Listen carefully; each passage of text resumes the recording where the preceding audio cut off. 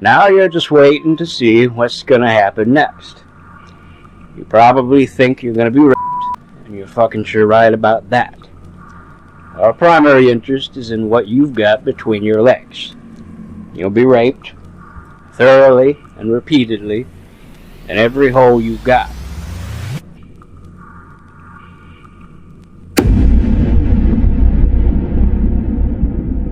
अभी जो आपने सुना वो किसी हॉरर मूवी की डबिंग नहीं थी, वो एक रियल टेप थी जो एक असली शैतान ने रिकॉर्ड की थी।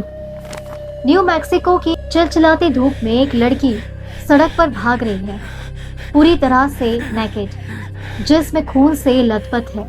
पर सबसे डरावनी चीज उसके गले में थी, एक लोहे का भारी डॉग कॉलर, कुत्ते का पट्टा, और उसकी लटकती हुई 6 फुट लंबी चेन जो सड़क पर खड़खड़ करती हुई घिस रही थी।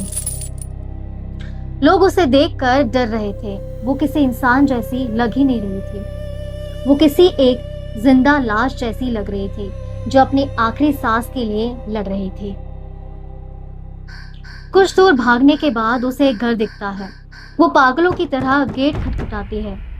एक औरत बाहर आती है। उसे देखकर उसके होश उड़ जाते हैं। वो औरत तुरंत 911 को कॉल करती है। Yes, I'm calling for a young lady that ran into the house saying she'd been. She's got a chain on her and everything. Please send someone right away. This lady is naked and everything else. She said they'd been holding her for 3 days. लेकिन असली खौफ तब शुरू होता है जब police वहां पहुंचती है। पुलिस की गाड़ी देखकर वो लड़की मदद मांगने की जगह पीछे हट जाती है और बहुत ज्यादा डर जाती है। वो चिल्लाने लगती है, नहीं, मैं बाहर नहीं आऊंगी, क्योंकि जिस इंसान ने मुझे किडनैप किया था उसने भी पुलिस जैसा ड्रेस कोड पहना हुआ था। ये भी मुझे वहीं ले जाएंगे। बड़ी मुश्किल से उसे संभाला जाता है। इस लड़की का नाम था सिंधिया विजिल, और जब सिंधिया ने अपनी कहानी बतानी शुरू की तो सुनने वाले ऑफिसर्स के पैरों तले जमीन ही निकल गई। दोस्तों, आई रिक्वेस्ट यू, अगर आप फेंट हार्टेड हैं तो अभी भी ये वीडियो स्किप कर दीजिए, क्योंकि ये कोई मॉलेस्ट या आम क्राइम की कहानी नहीं है। ये उस दरिंदगी की दास्तान है जो इंसानी दिमाग सोच भी नहीं सकता है। इसलिए अगर आप ये नहीं सुन सकते हैं तो प्लीज अभी आप स्किप कर सकते हैं। सिंथिया बताती है कि वो एक प्रोस्टिट्यूट थी। उस दिन वो बार के बाहर अपने क्लाइंट्स ढूंढ रही थी। तभी एक गाड़ी उसके पास आकर रुकती है। एक आदमी बाहर निकलता है जो पुलिस के ड्रेस में था। पुलिस का बैज दिखाता है और उसे हथकड़ी पहना देता है। You are under arrest. Scindia को लगा कि ये नॉर्मल प्रोसीजर है, पर गाड़ी में वो आदमी उसे कुछ पीने के लिए देता है। वो कहता है ये दवाई है। सिंधिया को शक होता है, वो उसे पीती नहीं है बल्कि थूक देती है। जब उस आदमी को पता चलता है कि वो बेवकूफ नहीं बन रही है तो वो उसे बुरी तरह से मारता है, पीटता है। सिंधिया बेहोश हो जाती है। सिंधिया की जब आंख खुलती है तो वो किसी एक चैम्बर में खुद को पाती है। दीवारें लोहे की थी और रोशनी इतनी ज्यादा कम थी कि हर तरफ सिर्फ परछाइयां दिख रही थी। वो एक अजीब सी चेयर पर बैठी हुई थी। उसके हाथ, पैर, गर्दन, सब कुछ लेदर के स्ट्रैप से जकड़ा हुआ था। जंजीरें इतनी ज्यादा मजबूत थी कि सिंथिया का जिस्म नीला पड़ने लगा। तभी उस अंधेरे कमरे में एक पुराना टेप रिकॉर्डर चलने की आवाज आती है और फिर गूंजती है एक ठंडी सी आवाज जो शैतान से भी ज्यादा डरावनी थी। डेविड पार्कर रे ने उस टेप में सबसे पहले सिंधिया का डर चेक किया। वो टेप कोई आम वार्निंग नहीं थी, वो एक ट्रेनिंग मैनुअल था। या तो वो उसकी बातें माने और स्लेव बनकर रहे, या फिर वो दर्द सहे जो उसने आज से पहले कभी भी महसूस नहीं किया होगा। वो टेप में कहता है, जब मैं अपने कमरे में आऊँगा तुम्हारी नज़रें नीचे ज़मीन पर होनी चाहिए। तुम मेरे चेहरे को जब तक नहीं देखोगी जब तक मैं ना बोलूं। हर सेंटेंस के बाद यस मास्टर और यस मिस्ट्रेस बोलना है, और ये तुम्हारा फर्ज है। अगर तुमने एक बार भी भूल की तो पनिशमेंट तुम्हारी चेयर पर लगे स्विच से मिलेगी। अब ये कोई आम स्विच नहीं था। डेविड ने उस चेयर को एक इलेक्ट्रिक बोर्ड से कनेक्ट कर रखा था। वो सिंधिया को बताता है कि उसके पास अलग अलग वोल्टेजेस हैं। वो कहता है पहला वोल्टेज सिर्फ झटका देगा, दूसरा तुम्हारे जिस्म को शून्य कर देगा, और तीसरा वोल्टेज में तुम मौत की भीख मांगोगी पर मौत तुम्हें आएगी नहीं। डेविड ने सिंधिया को यह भी बताया कि उसका मुंह सिर्फ 2 चीजों के लिए खुलेगा। आप सोच भी नहीं सकते कितनी गंदी बात उसने ये सिंधिया को बोली। पहला, खाना खाने के लिए जो उसे कुत्ते के बॉल में दिया जाता था, इवन कुत्ते का खाना भी दिया जाता था। और दूसरा, डेविड और उसकी गर्लफ्रेंड सिंडी हैंडी की गंदगी को साफ करने के लिए और उन दोनों को सेटिस्फाई करने के लिए खुलेगा। वो बताता है कि सिंडी भी उसकी मिस्ट्रेस है और सिंधिया को उसे भी सेटिस्फाई करना होगा। वो कहता है सिंडी जो कहेगी वो मेरे लिए खुदा का हुक्म है। अगर तुमने उसे नाराज किया तो तुम मुझसे बच नहीं पाओगे। वो फिर से वही सेम धमकियां देता है कि तुम्हें इस तरह से टॉर्चर किया जाएगा कि तुम कभी जिंदगी में सोच भी नहीं सकती।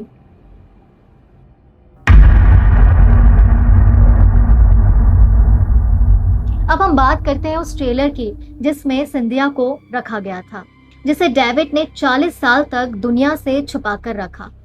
ये कोई साधारण ट्रेलर नहीं था। इसका साउंड प्रूफिंग इतना ज्यादा खतरनाक था कि डेविड ने इसमें 3 लेयर की इंसुलेशन लगाई थी। इसने इसको बनाने में 1 करोड़ खर्च किया है।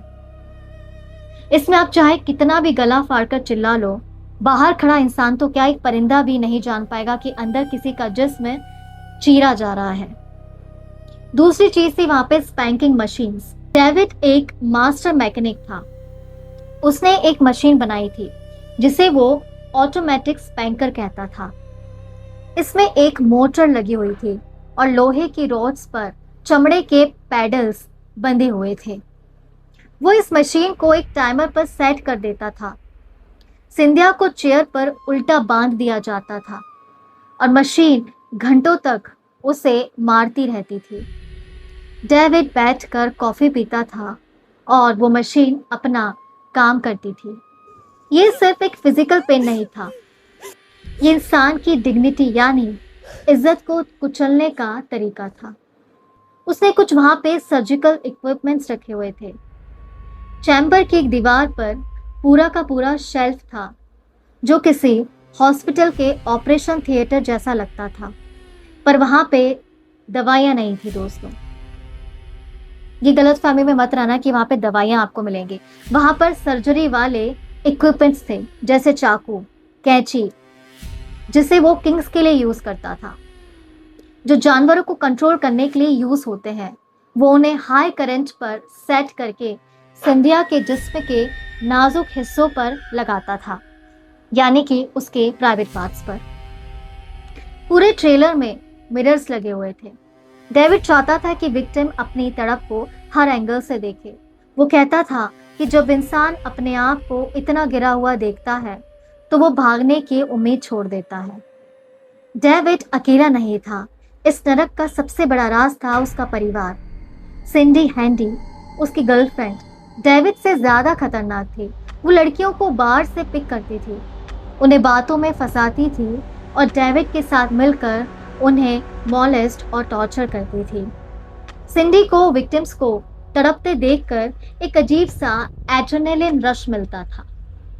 लेकिन सबसे दुख की बात पता है क्या है?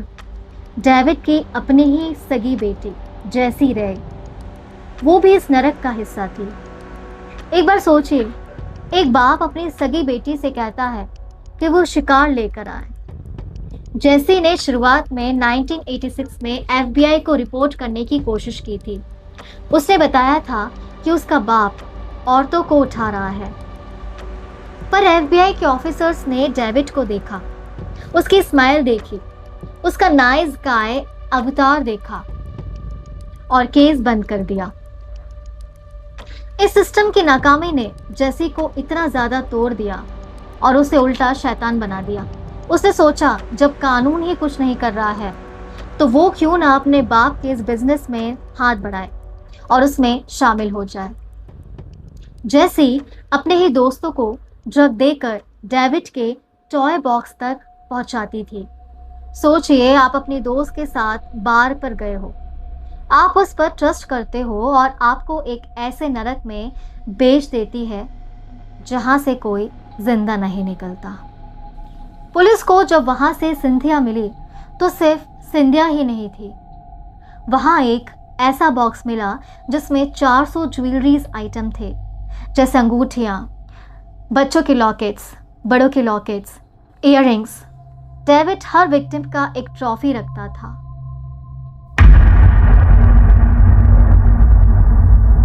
मैरी पार्कर की कहानी सुनिए। मैरी एक सिंगल माँ थी। डेविड और उसके दोस्त रॉय येंसी ने उसे किडनैप किया। रॉय ने बाद में गवाही दी कि उन्होंने मैरी को 3 दिन तक टॉर्चर किया था और मॉलेस्ट किया था, और जब डेविड का मन भर गया तो उसने मैरी का गला घोट दिया। उन्होंने उसकी लाश को रेगिस्तान में कहीं दफन कर दिया। पुलिस ने हजारों एकड़ जमीन खोदी पर मैरी की एक भी हड्डी नहीं मिली। डेविड ने उसकी बॉडी को इतनी बार मूव किया था कि वो राज आज भी उसी के साथ दफन हो चुका है। डेविड हर विक्टिम की नेकेड फोटोज खींचता था। पुलिस को हजारों ऐसी फोटोज मिली। उनमें से एक फोटो और एक वीडियो में एक लड़की के लेग्स पर ट्राइबल स्वाइन का टैटू था। जब ये न्यूज़ पर आया तो कैली वैन क्लीव ने उसे देखा और चीखने लगी, ये तो मेरे लेग्स हैं। कैली को डेविड ने टॉर्चर करके एक ड्रग दिया था और रोड पर छोड़ दिया था। कैली को सालों तक लग रहा था कि उसे कुछ बुरे सपने आते हैं, पर वो फोटो देखकर और वो वीडियो देखकर उसे समझ आ गया कि वो नरक रियल था। After I seen the pictures that they showed me, everything started to click. So I knew all of my nightmares that I had been having, they weren't just nightmares, they were true. जब David Parker rape पर trial शुरू हुआ तब सबको लगा कि अब तो ये बच नहीं पाएगा, क्योंकि सबूतों का ढेर था। वो ट्रेलर, वो मशीन्स, वो टेप्स और सिंधिया की गवाही। लेकिन डेविड कोई आम क्रिमिनल नहीं था। कोर्टरूम में वो एक बिल्कुल बदला हुआ आदमी लग रहा था। उसने एक सूट पहना था, चश्मा लगाया था और वो किसी रिटायर्ड टीचर की तरह लग रहा था जो बिल्कुल मासूम हो। उसका लॉयर कह रहा था कि डेविड तो सिर्फ किंकी है। वो कह रहा था कि ये सब BDSM का खेल था और जो भी औरतें वहां थी वो अपनी मर्जी से आई थी। सोचिए, एक लड़की जिसके गले में 6 फुट की चेन है लोहे की और जिसके जिस्म पर बिजली के झटकों के निशान हैं। उसे कोर्ट में ये सब सुनना पड़ रहा था कि तुम्हें ये सब पसंद है।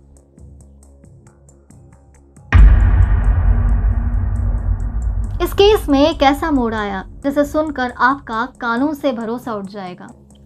कैली वैन क्लीव के केस में 2 जूरियर्स ने यह कह दिया कि उन्हें नहीं लगता कि डेविड ने कुछ भी गलत किया है। उनका मानना था कि कैली एक ड्रग एडिक्ट थी और शायद वो झूठ बोल रही है। उन्हें लगा कि कोई आदमी इतना बड़ा सेटअप जो कि 1 करोड़ का है वो सिर्फ टॉर्चर करने के लिए नहीं बना सकता। डेविड ने लोगों के दिमाग से ऐसा खेल खेला था कि लोग हकीकत देखकर भी उसे झूठ मान रहे थे। लेकिन जब सिंधिया विजल ने कोर्ट में खड़े होकर उन औजारों का नाम बताया, उस मशीन की बात बताई और उस टेप की बातें दोहराई, तो पूरा कोर्टरूम सुन्न हो गया। डेविड ने एक डायरी बनाई थी जिसमें उसने 60 से ज़्यादा औरतों के नाम और उनके साथ किए गए जुल्मों का हिसाब रखा हुआ था। मैरी पार्कर के गायब होने के बाद उसके परिवार ने सालों तक इंतज़ार किया।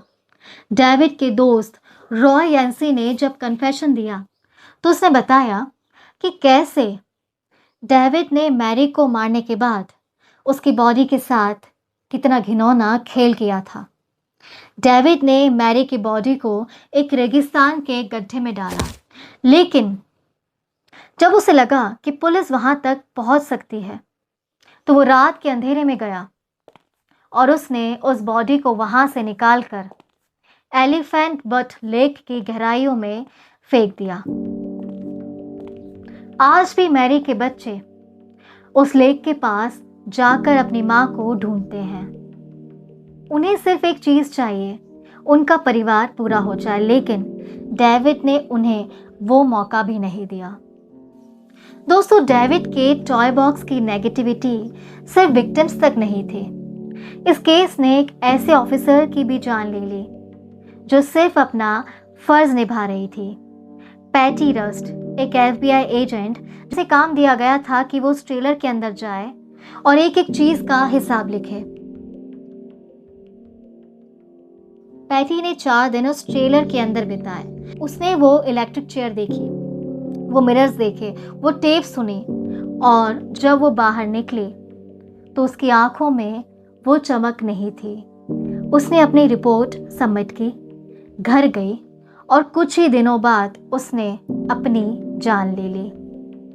लोग कहते हैं कि उस ट्रेलर के अंदर की डार्कनेस इतनी ज़्यादा थी कि एक ट्रेन्ड ऑफिसर का दिमाग भी उसे सहन नहीं कर पाया।